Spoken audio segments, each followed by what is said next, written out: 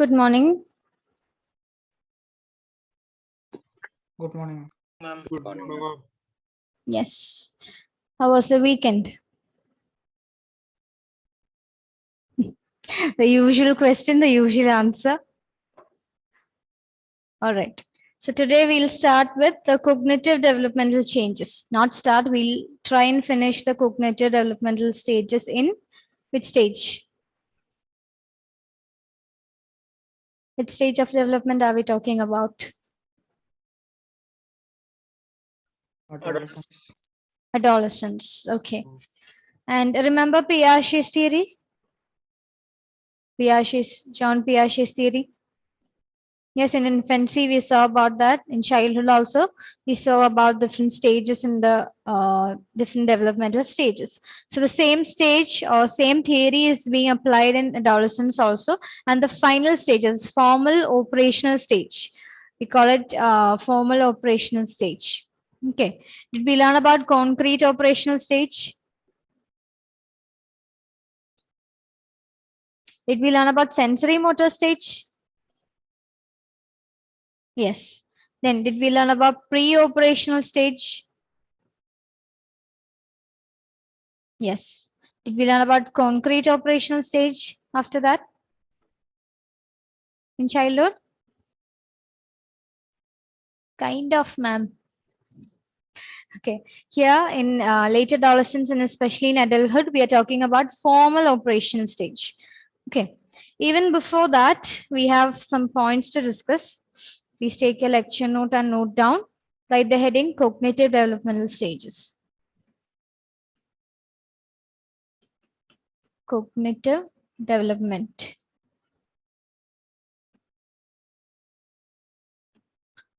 In adolescence.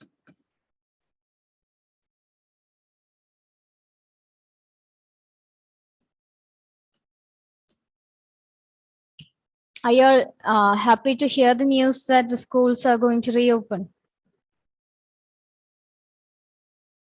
Happy or sad?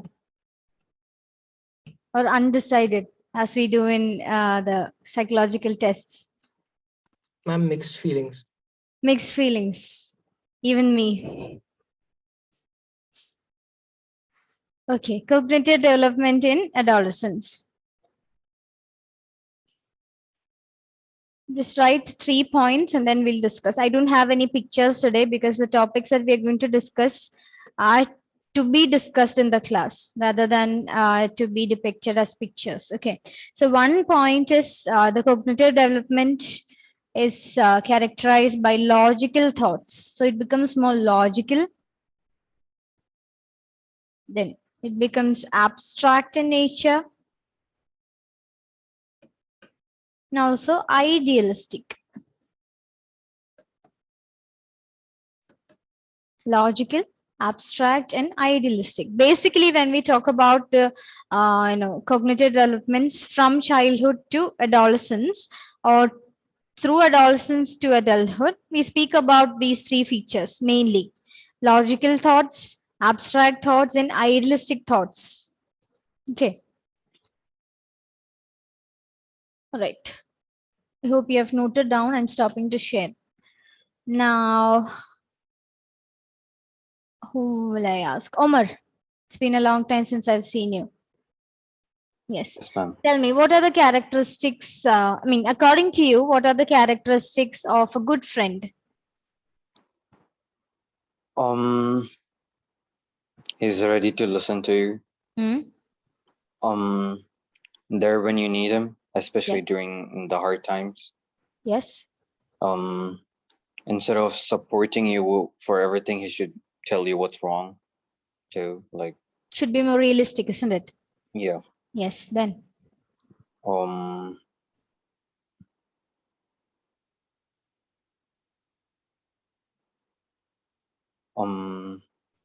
Yeah, that's basically it for me. That's it. Okay. Good. I'll ask to Amal. Amal, tell me, whom, according to you, is an ideal friend?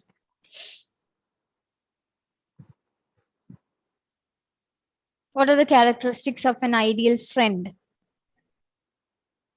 he should have a good behavior, Hmm. not use any bad words. Okay. He should be take I felt that care- very cute. That's why I smiled. I don't know why. Okay, then. he should be care of others and sharing the things. Hmm? He should be good at the society. Yes. He should not be disturbed to the others. Hmm? So That's all. All right. Mary, what about you? What is your opinion on this?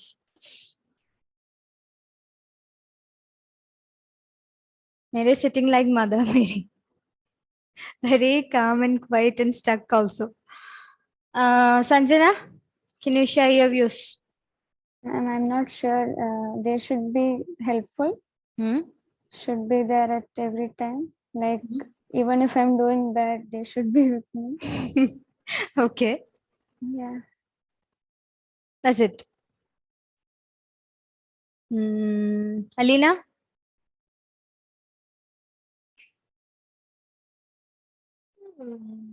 Hmm. Supportive. Beautiful. Supportive. Supportive. Okay. Crazy. Creative. Crazy. Huh? It's not clear. Can you repeat? Crazy. Huh? Did you guys understand? What did she say? She said crazy. Crazy. Yes. Okay. That's it?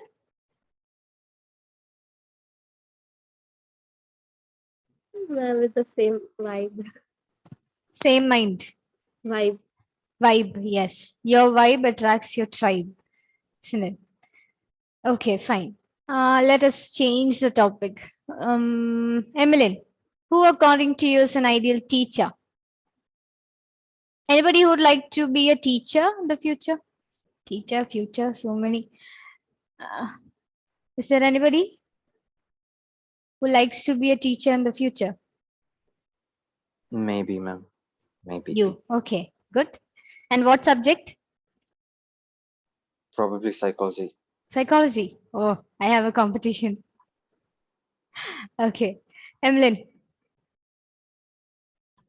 Ma'am, I believe that the teacher is not the person who comes and teaches the lessons, but whom I can openly speak as my mother, and who have the permission to scold me if I do any mistakes.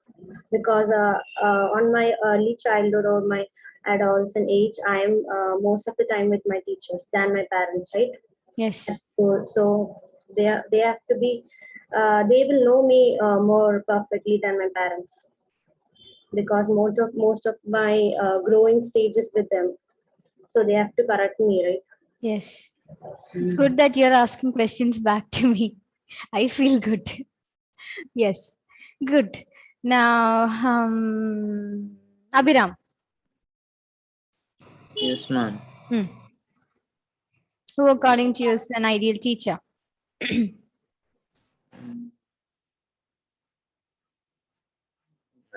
Ideal teacher.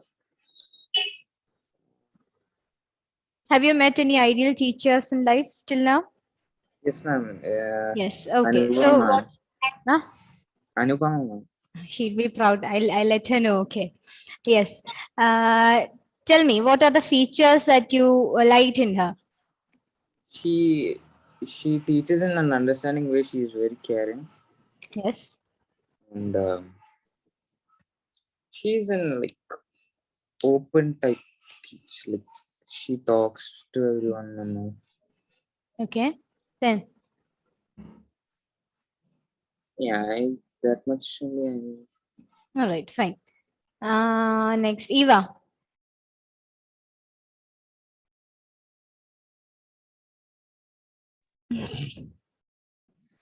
I need to think of it. You need to think. I'll give you time. Sanam.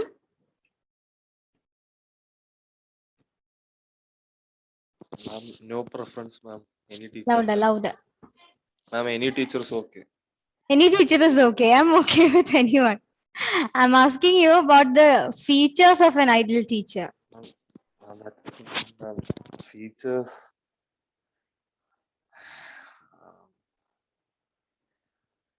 You have not thought about it. No, ma'am. No. Devika? Yes, ma'am, like Emily said, that my ideal teacher would be one whom I could very freely speak with and whom I could trust. My mother is also a teacher, so I've seen her, like especially the the students of 5th standard, 6th standard, and 7th standard. They're really attached to the teacher. And one of the students even said, we had an English teacher ceremony in our school, so the student's parent could not come. So he was like, this teacher would be, Veena ma'am is there, right? So that's more than enough.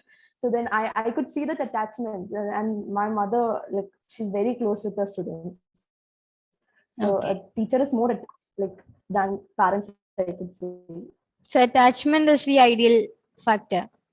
I mean, one of the most important factors. Okay. Eva, finish thinking?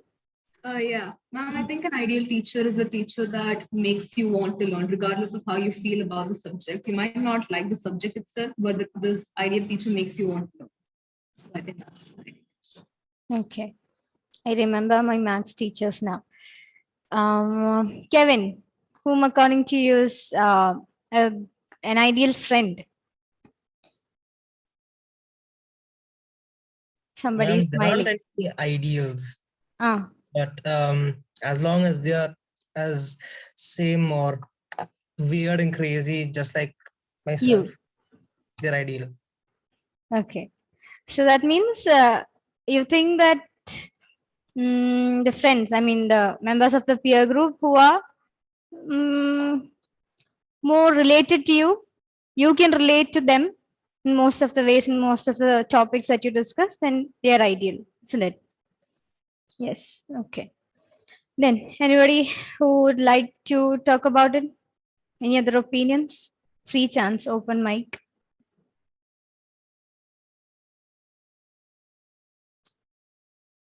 About any other ideals that you want to talk about? If not friend or teacher, or if you want to talk about that, you're free to. Who did not get a chance? Abhilash, Nestle, Shreya, Abdul, Abhijit, Malavika.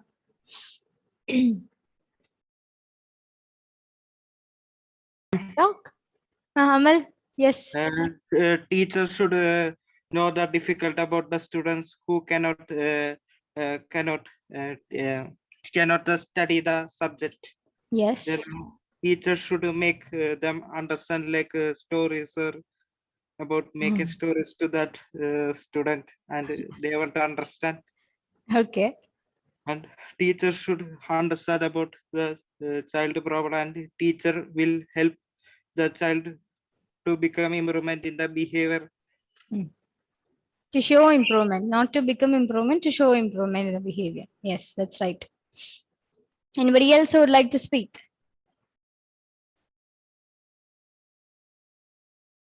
No, that's it. Okay. Now, if I ask the same question to a preschooler or maybe a child who is 5 years old or 10 years old, would they be talking about the same points? No, ma'am. No. Then can you suppose if I ask them who is your ideal friend or who is your best friend, why do you like him or her? What are they likely to say about friends? They play with us. Who play with us? Yes, then. They get more attention from that certain person. Yes.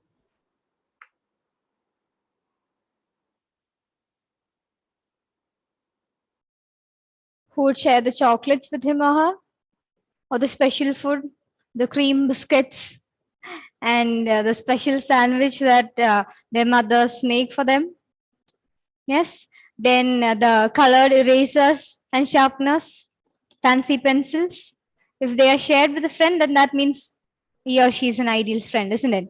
That was even we have gone through these stages and we have reached this particular stage. I mean, you are still in adolescence. I have reached adulthood somehow.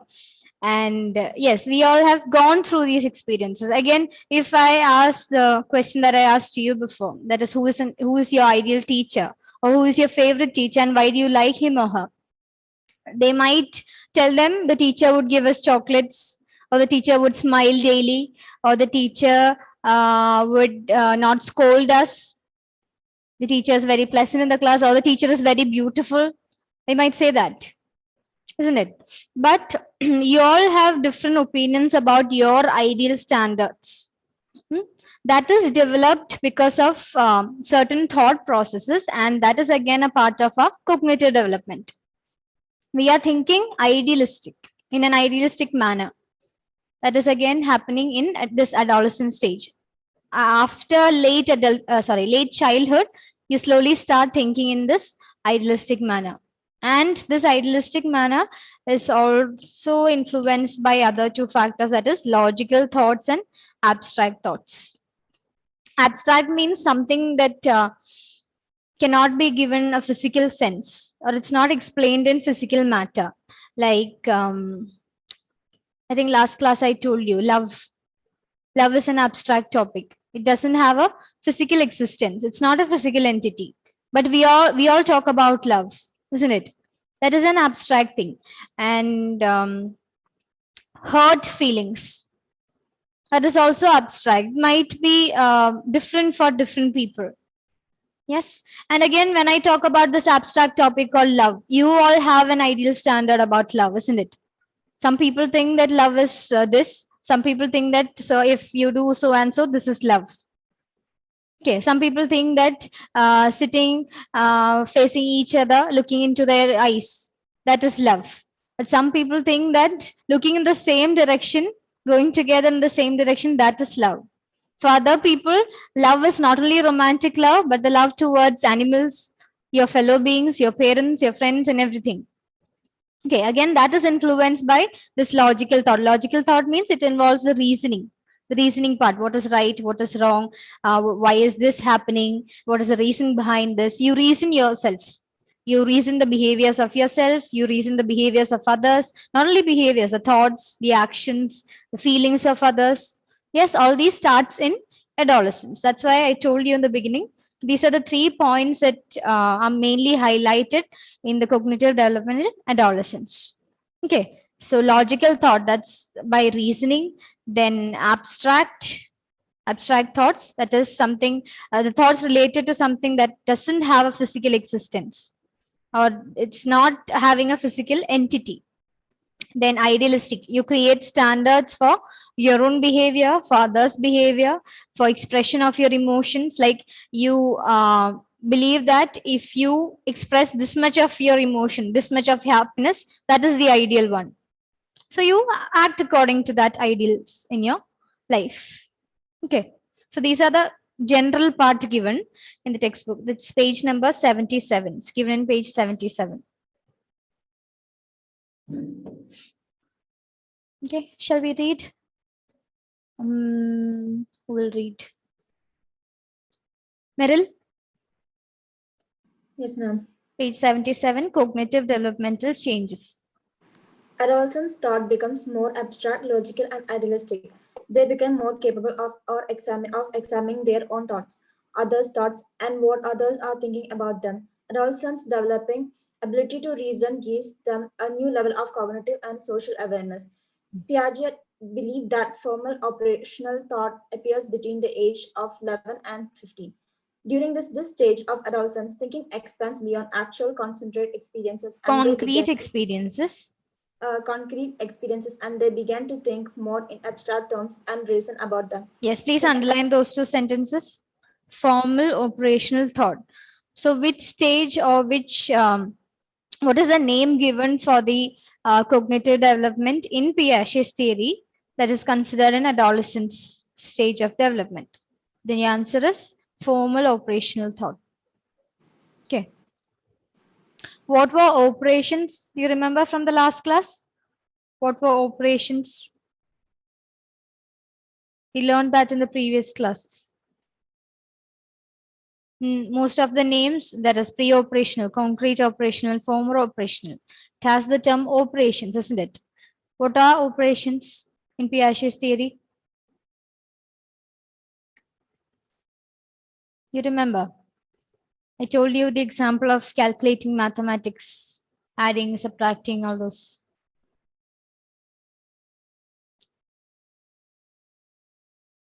Yes, Emmeline? You're mumbling something, that's why I asked. Ma'am, I'm not sure, but the things which we're physically doing, which is do in our mind.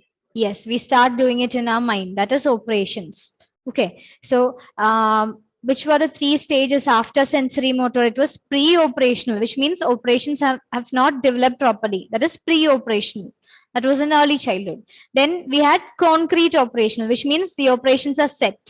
Now we have the formal part in adolescence, and throughout adulthood, we'll have the formal operational thought, which means the actions that we could do physically, now we can imagine that and we can do it in our mind.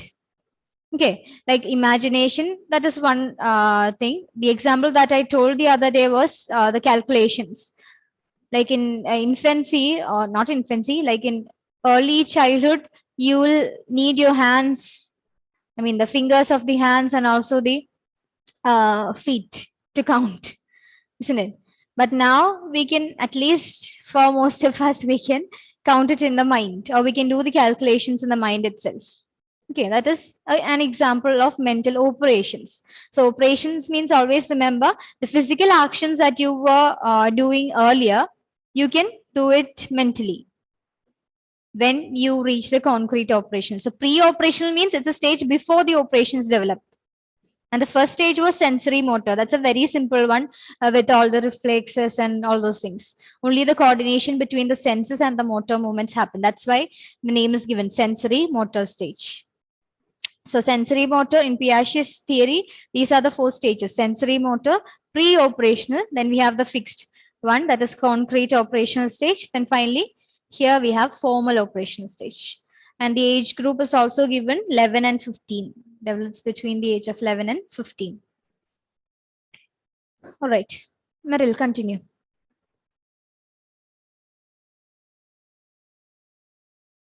Meryl is not available. Malavika?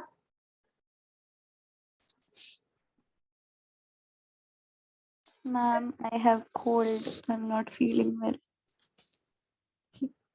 Take care. Kevin? I'm not very sure where she stopped. Start reading after formal operational stage. You see 11 and 15, page number 77. Yes, ma'am. Okay. During this stage, adolescent thinking expands beyond actual concrete experiences, and they begin to think more in abstract terms and reasons about them. In addition to being abstract, adolescent thought is also idealistic. Adolescents begin to think about ideal characteristics for themselves and others and compare themselves and others with these ideal standards. For example, they may think what an ideal parent is like and compare their parents with these ideal standards. This may at times make adolescents wonder which one of the newfound ideal standards they should adopt. In contrast? In contrast to trial and error approach used by children in earlier stages of development, adolescent thinking becomes more systematic in solving problems. They think of possible courses of action, why something is happening the way it is, and systematically seek solutions. Piaget called this type of logical thinking hypothetical deductive reasoning. Yes, underline that. Those who don't have the textbook, note that name, hypothetical deductive reasoning. You remember in research methodology, we learned something like this? Yes. Hypothetical deductive reasoning. So based on hypothesis, they deduce and finally form the conclusions. I'll give you a common example. You know about the jigsaw puzzles, isn't it? I think in the previous classes we discussed those. So when suppose 5 pieces are in front of you, and you are just finishing the finishing one portion of the puzzle, and you are sitting along with one of your cousin who is in the childhood stage. Okay, so what they'll do is they'll try and fix each 5 pieces and see if this works or not. But you can perform mental operations, isn't it? Because you're in the formal operational stage of cognitive development. So without fixing itself, you can, with just the appearance, you can find out whether this will fit or not. You can decide based on that. Yes, that is the difference between the pre-operational and also the formal operational thought. Okay, because now without doing it physically, you can imagine it in your mind. You can do that operation in your mind itself. That are called mental operations. Is that clear now? Okay, fine. And this hypothetical deductive reasoning is also one thing that develops. It's based on logical thoughts again, reasoning. It's a systematic procedure. You'll form a hypothesis that this might be the reason, and you'll test that hypothesis based on similar to the steps that we followed in the research methodology. Okay. Fine. Then we have a small paragraph regarding the moral development. Again, in the previous sections, like when you were a child, if there is a social rule or if the parents tell that this is the rule, you might follow it because you find it that this is the rule. Again, I'll tell you an example. When my sister was very small, she was in the childhood stage, and she used to do maths problems in a certain way. Okay, so I'm 7 years elder than her. So I would tell her this, there is an easy way to do it. This is the way you can find answer easily without wasting much time. Okay, but she will never listen to me. She says, this is what my teacher taught me. I'll do only this way. This is the rule to do. You don't teach me anything other than that. This is the way. Only this will give me marks. That's what she said. Okay. Later on, she understood that I was right. That is another story. But still, they have a particular type of reasoning, isn't it? Proper reasoning, logical thought, it's not developed in them. And also regarding moral things and the social norms, the rules that exist in the society, if the parents or the elders say that this is the rule, then that is the rule. If they have internalized it, if they are accepted that, then obviously that is the rule for them. A slight change for that will be not accepted by them again. But now, when we reach the adolescent stage and also the adulthood stage, we can reason with our own experiences. Is this right or is this wrong? Suppose if you are living in a community where this dowry system is compulsory, then as a child, you might be agreeing to that. You might be accepting that because you don't know that there are other chances for it. But when you become an adolescent or when you go into the adulthood, you start thinking, is this right? Or am I supposed to do the same? Or can I do something better than this? Or can I do something even worse than this? Yes, you have that hypothetical deductive reasoning. Along with that, you have some moral development also. Am I doing right? Am I doing wrong? And am I supposed to follow the rules exactly as they are? Okay, so that is also developing in adolescent stage. So we'll read that paragraph also. It's very simple. Just a small paragraph is given. Who'll read? Who wants to read? Nobody. All eyes are away. Omar, do you have the text? No. Sanjana?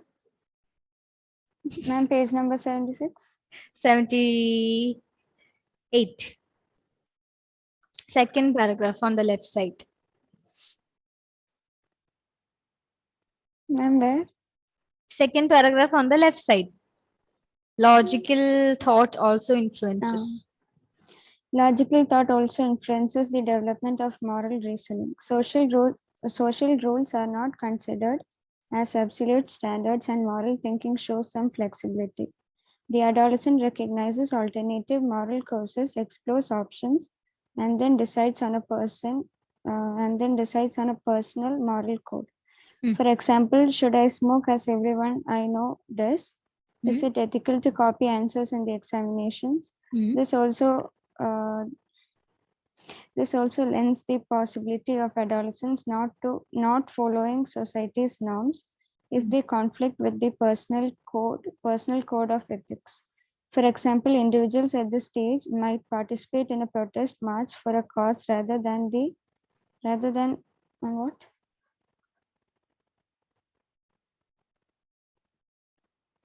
What happened? A cause rather than. Where is it? And the second para last line. Conform to college norm, isn't it? Rather than adhere. There are conform to college norms. Yes. Okay. So again, are you worried by any thoughts, Sanjana? Any mixed thoughts going inside? No, ma'am. No. Worried about coming back to school? All right.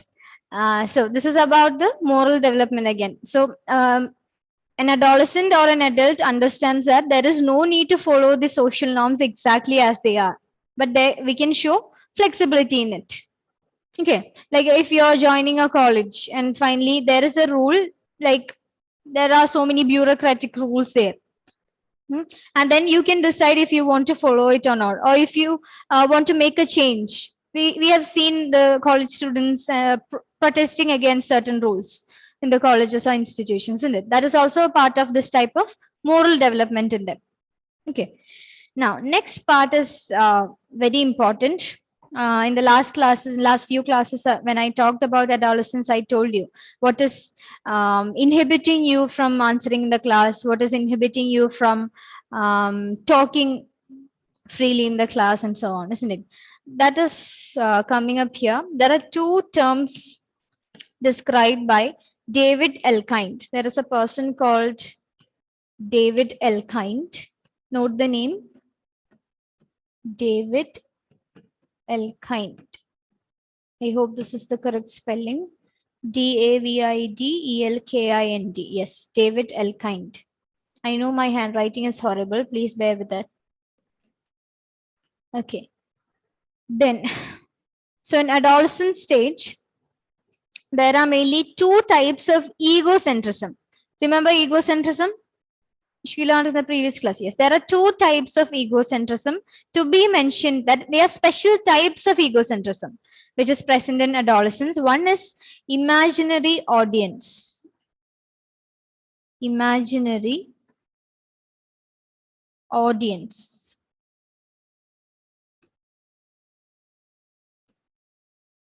Then second one is personal fable.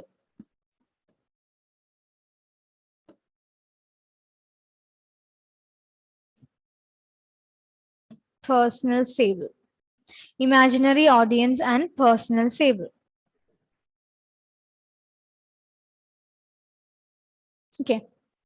So let's discuss again. Imaginary audience. When you talk about audience, when do you use the term, or what does it refer to? Audience. Or when you hear the term audience, what comes to your mind first?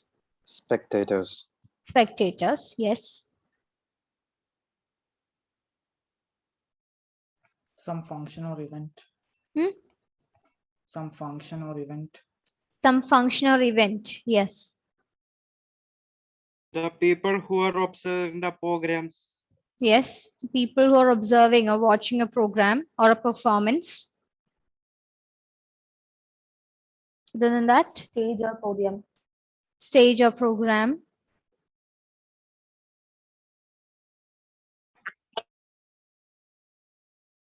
Anything else? That's it. Okay. Like you just imagine you are having an important performance on a particular day, maybe on a Monday evening. And will you just wake up from the afternoon nap and then just go straight for the performance on stage? No. What would you do before that?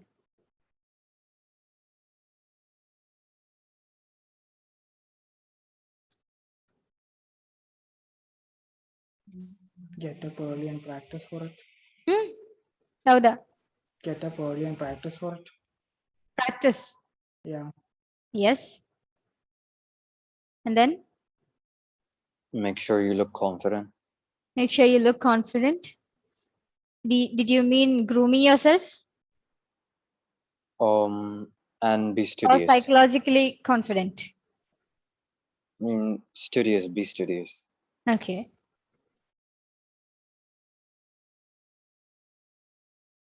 Will you try to iron your clothes and put on makeup and so?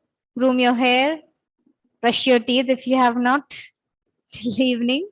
Yes, Kevin is nodding. Yes, you would do that, isn't it? You would not just wake up from the bed and then walk to the stage just like that. But if it was a kid, again, if the mother takes the kid from the bed and then put on the stage, the child would happily dance in front of the audience, isn't it? But you would not, because you're in the adolescent stage and you're very self-conscious. You're conscious in the way you appear in front of others. Yes, that is because of your imaginary audience. Even if you don't have a performance, like when you come to school or when you go out, or even when you're sitting in front of the camera, that is during online classes, you are concerned about certain things, isn't it? It's because you have thoughts like this. That is, will others evaluate me? Kevin is already grooming his hair. Yes. Will others evaluate me? Will they observe me too much? What will they think of me? And what would be their evaluation? Based on their rating scales, how much would they rate me? Maybe my looks, my language, the way I speak, the way I sit, the way I look, everything. Yes, that is because of this particular factor of your egocentrism. Again, that is called imaginary audience. Imaginary audience means, again, audience are imaginary. Even though there are no real spectators in front of you, you think that the other people will evaluate. Like when you put on a program on stage, obviously the audience will evaluate you, isn't it? They'll say this was the first performance was the best, or the last performance was the worst, or the team that came the second, they did the great performance. They would evaluate. Obviously, even if we are a part of the audience section, we will also evaluate. The first one was boring, or the second one was very interesting, and so on. Yes, even though the program is boring, we'll at least evaluate the costume or makeup or hairstyle, anything, or the way they spoke, the narration, can be anything. So that's the same thing with adolescent stage. The thing is, we fear the evaluation by others. Basically, we are more conscious about the evaluation by others. And we think that others are preoccupied with this factor that they'll evaluate others. Okay, that's imaginary audience. So from the name itself, you can understand, we feel that there are audience around us all the time. That is one thing. Then what is the second name that I told about? The second term? Personal fable. Fables means, what do you mean by fables? Omar, are you sleeping? Omar, did you sleep? Oh my God. No, ma'am. Okay. So the second one was personal fable. Fables means, what do you mean by fables? Stories. Stories, yes. So personal fables means basically personal stories. That is the point where this common tagline comes. Nobody understands me, or I understand me better. That's again a common tagline of adolescent stage. Nobody understands my feelings, or nobody understands what I am going through. Or no, maybe when you reach adulthood, you might say, nobody. This is when just you have just reached adulthood. You would say, I've been myself. Nobody has understood what I've gone through in the adolescent stage.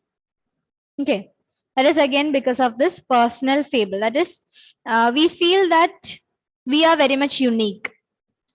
Okay, and the things that we are having are very unique. So there is nobody like us. We feel that maybe you can relate to some people, but you feel that your feelings, your thoughts, everything can be understood only by you, only by yourself. And because of that, you live in a fantasy world of your own. So you have certain stories. Some of you might have imaginary friends, or some of you might have been talking to your, the idol, maybe a celebrity, maybe a film actor, or maybe somebody from your animes these days. Yes, the other one is BTS. Most of you are fans of BTS, isn't it? So you might have these personal stories with them. Like you might imagine yourself in South Korea or something like that. And then you'll have your own fantasy world. That is basically personal fable. And again, you might not share this personal fable with anybody else. Again, because of this fact that you think nobody would understand that or nobody can actually relate to it. Obviously, you would share with your peer group who share the common thoughts and feelings. You might, but again, you feel that you will only understand your own thoughts, feelings, and behaviors better. That is related to personal fable. Clear? Okay, we'll just read that and finish off. So, please listen.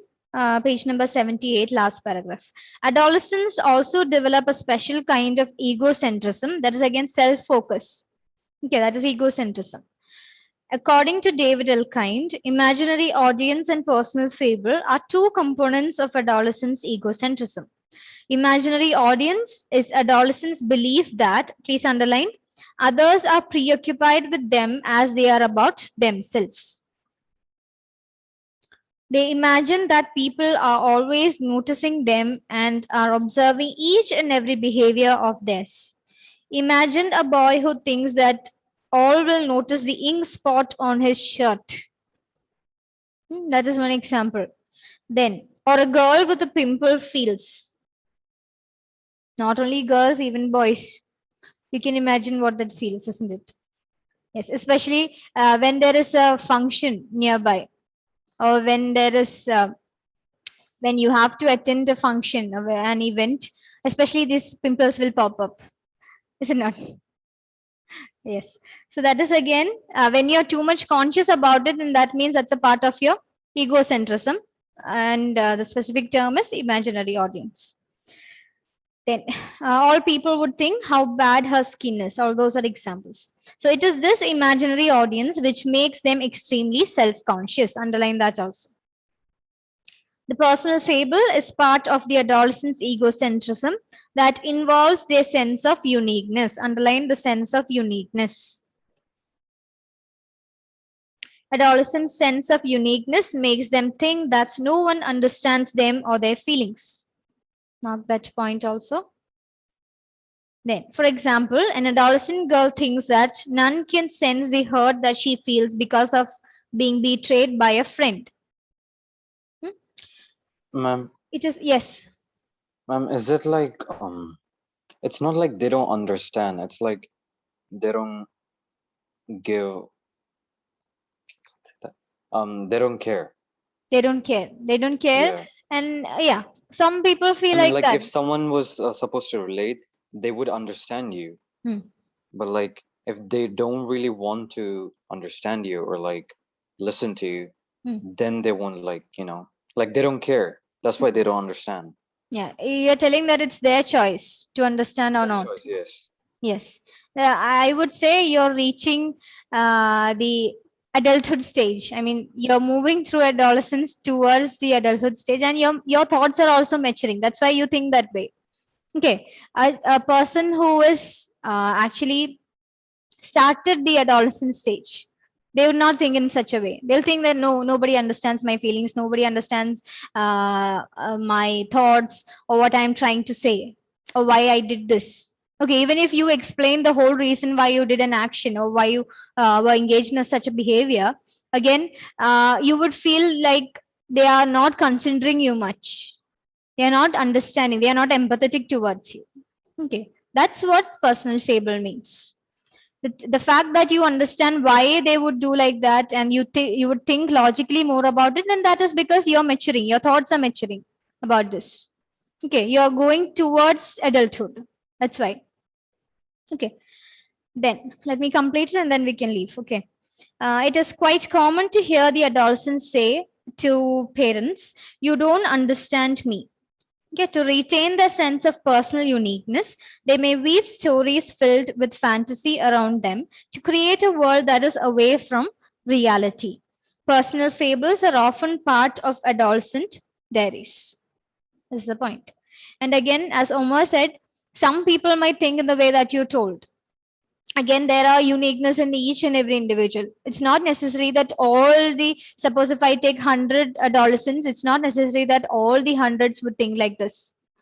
Okay, they have their own thoughts, and based on their experiences, their past experiences, they might have changed their ways of thinking also. Okay, like if they have a elder sibling who has gone through these same stages, and if they know more about it, if they have if they talked about it, not talking, if they have talked about it, then obviously this person will understand. They'll be prepared to meet these circumstances, isn't it? So that they might change. So that's the point. So always remember egocentrism. It's a special kind of egocentrism in adolescence given by David Elkind. One is imaginary audience. The other one is personal feel. Clear. Okay, let me mark the attendance and then I'll leave. Thank you.